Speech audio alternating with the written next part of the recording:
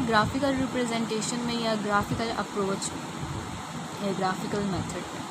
Graphical method में हम लोगों के पास वो सारे पॉइंट्स हैं। सबसे पहले हम लोग चलते हैं हिस्टोग्राम में, तो हम लोग देखेंगे हिस्टोग्राम होता क्या है और हम इसको ड्रॉ कैसे कर सकते हैं।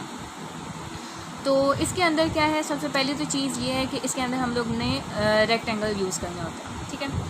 अब हमारे पास जब रेक्टेंगल्स यूज़ होंगे और इनके दरमियान में क्या है कि गैप नहीं है, जो रेक्टेंगल्स यूज़ हुए हुए हैं ये आपस में जुड़े हुए हैं, इनके अंदर गैप्स नहीं हैं, तो हम इनको क्या कहेंगे, हिस्टोग्राम।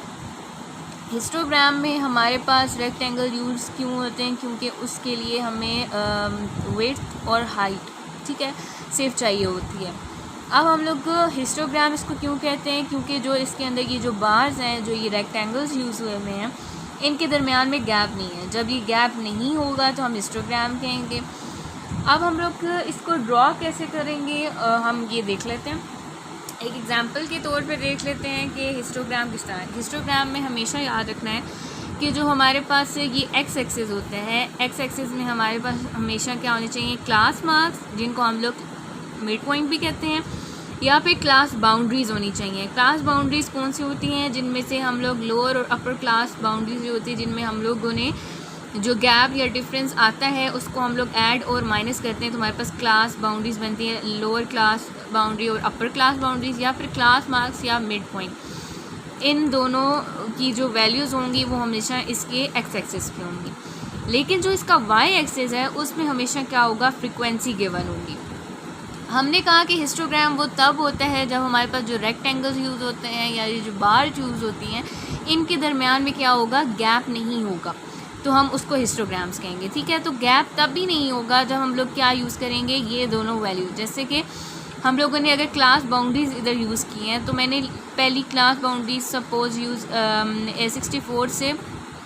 64.5 से लेके 84.5 तक थी, ठीक है। तो हम लोगों ने इस क्लास बाउंड्रीज़ के अगेंस्ट हमारे पास जो फ्रीक्वेंसी थी वो थी 9।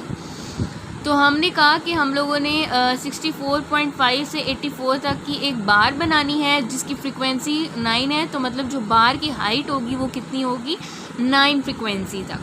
इसी तरह जो हमारे पास नेक्स्ट क्लास बाउंड्री होती है वो उसी क्लास बाउंड्रीज़ के नंबर से स्टार्ट होती है, तो 84.5 से लेकर तो वो आ रही है 104.5 पे। तो हम लोगों ने इस बार को उसी बार की लाइन से ही ड्रॉ होगी और 104.5 तक ड्रॉ होगी। लेकिन इसकी जो हाइट है वो हमारे पास क्या दी हुई है, 12 फ्रीक्वेंसी सपोज़।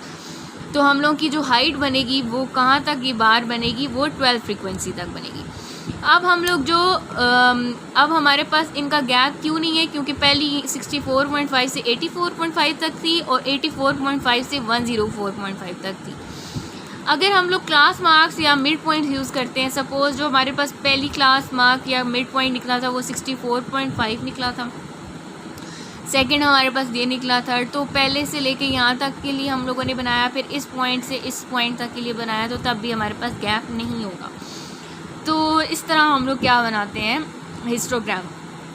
अब ये वैल्यूज़ लिखी भी कैसे होती है, सपोज़ हमें एक टेबल गिवन होगा, यहाँ पर हमें क्लासेस गिवन होंगी, ये जो हैं ये क्लास मार्क्स गिवन होंगे, और दूसरी साइड पे हमें क्या गिवन होगी, फ्रीक्वेंसी गिवन होगी, और कहाँ इधर इनकी वैल्यूज़ लिखी भी होंगी। जैसे अभी 64.5 है, 64.5 से 84.5 तक वैल्यू है और उसकी फ्रीक्वेंसी 9 है।